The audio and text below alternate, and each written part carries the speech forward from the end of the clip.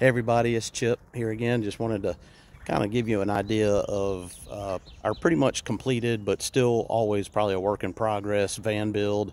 So Martha Ann and I have used this a couple times. It's worked out pretty darn well, and we're pretty proud of having done this ourselves. So I'm going to flip the phone around and show you around a little bit.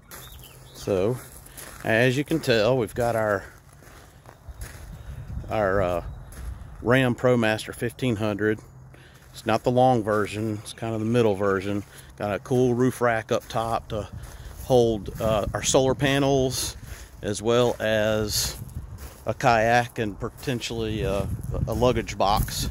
Got a ladder in the back, which is very helpful. So we'll go on in and check it out. Right off the bat, you can see the kitchen sink, or sink in general, is here. And that worked out really well. It's got a pump, electric pump in it that pushes the water hot or cold through the faucet there. And we've got these metal kind of desk organizers we used to just put stuff in, you know, a little cup holder for soap or a water bottle or whatever we need. We've got our power stations in different various places to plug appliances in or charge our phones. We've got the bed back here, which worked out pretty darn well. Got a TV, Roku TV, so that worked out well. We got a fan, cabinetry,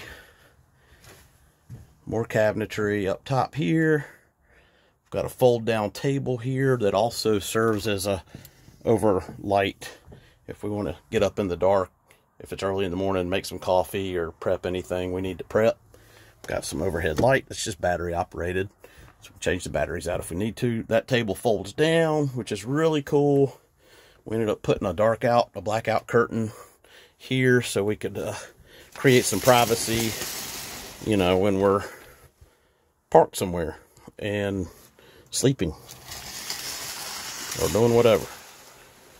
The seats are arranged with, I'm not going to do it right now to show you, but they swivel around. Both seats swivel around so we can face inside the van and actually, you know, use those as seating, essentially, when we're just parked and hanging out. We've got this awesome dry flush toilet, which is a fantastic purchase. A little expensive, but it works out really well. It's basically an adult diaper genie, if you remember those, if you have kids.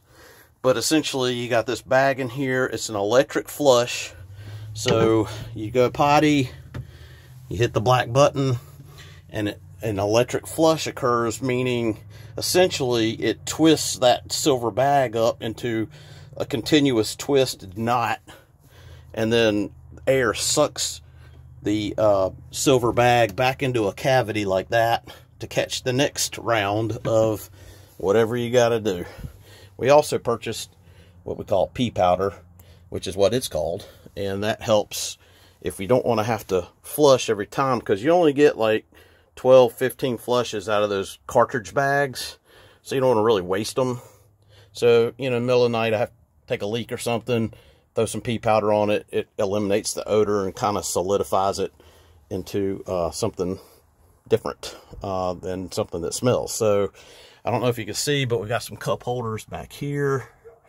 Got a little spot up here above our heads for remote controls for the TV, and lighting for the interior, which changes colors with the LED lights, and Kleenexes if we need them or anything. I got a water bottle that fits up in here, and then we've got more battery operated LEDs on each side if we just need some night light to read or anything like that before we go to bed. So you can see that I kind of, with the cabinetry, cheated a little bit and went with Home Depot, or actually Lowe's, sold these Cobalt metal cabinets. They're really awesome. I use a really strong magnet just to keep these doors from flying open, even though they close magnetically. You know, if I were to slam on the brakes or something, it might come forward and come off. But anyway, in here is our power station, which is a Bouge RV inverter kind of power station. The solar panels power this, and obviously if there's sun and during the day, but It also, we can plug it in with a typical 110 outlet to a campsite hookup, or if we're staying at somebody's house in their driveway, we can hook up to their house and just plug it in with a 110 outlet, and it'll last as long as we have it plugged in. So it lasts a long time. It's not perfect if we're remote, like if we're in the middle of nowhere and we have to rely on the solar panels to keep it charged. If we're running things at night, it will run down the battery and it'll go out. But, you know, typically at night, we might be watching TV a little bit, but if we're remote, we know we just can't do that because our power will run out. But that's our Bouge RV power inverter, power station, whatever you want to call it. And then that thing just sucks on there like that. Here we've got our sink, as I told you. And we've got inside of the sink here underneath our gray water tank that the sink drains into, and then our freshwater tank that sucks the fresh water up through the faucet. So we've got all the power units down here that take care of that. And like I said, works pretty darn well. It's pretty cool. Actually works better than I thought it would. We keep that clip there so it doesn't fly open while we're driving too. And let's walk around outside here. We did have these really nice step sides put on. They're metal. They're grippy in case there's adverse weather, ice, snow, anything. We're not going to slip on that. It's on both sides, for the driver's side and the passenger side. Back here, I kind of parked this in the weeds over here, so let me get them out of here. In the back, you can see we've got a propane tank here and a little buddy heater, which is stowed away because it's warm weather right now. But we've got a really long tank line here that goes to that. It's about 10 feet long. So in the wintertime, that is up front with us beside the sink, where that cord or that gas line will reach and keep us really pretty much too toasty a lot of the time.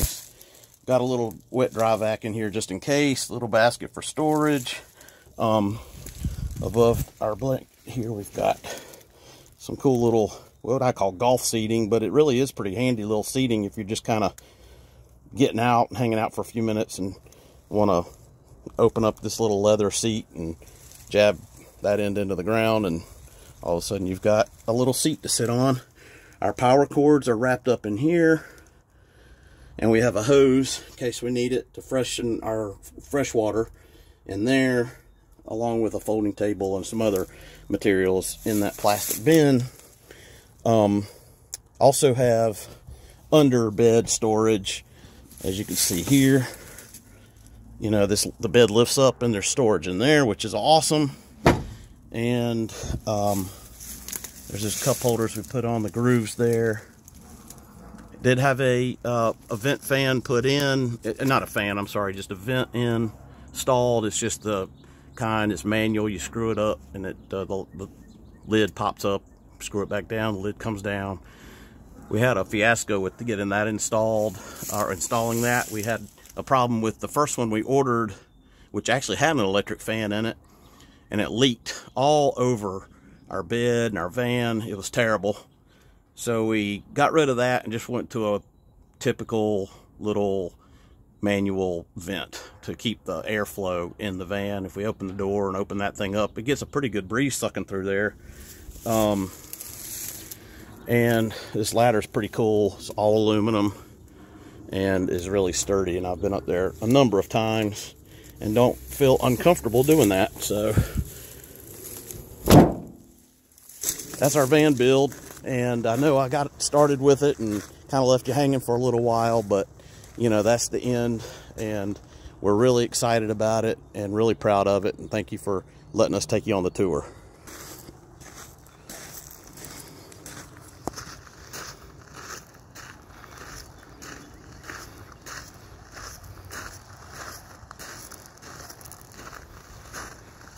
Yep.